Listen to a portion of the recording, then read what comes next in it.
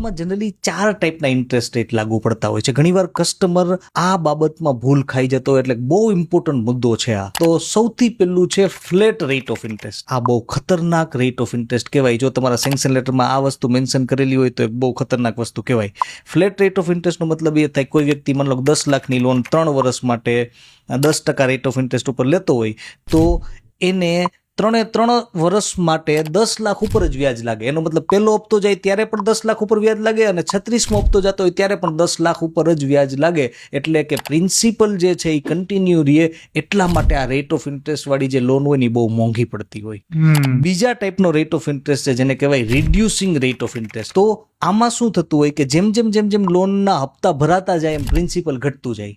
એટલે કે 10 લાખ પહેલો હપ્તો હોય એમાં ત્યારે 10 લાખ ઉપર વ્યાજ લાગે, બીજો હપ્તો હોય ત્યારે 10 લાખ કરતાં થોડુંક પ્રિન્સિપલ અમાઉન્ટ ઘટી ગયો એટલે એની ઉપર વ્યાજ લાગતો હોય. એ પ્રમાણે ઘટતું જતું હોય પ્રિન્સિપલ.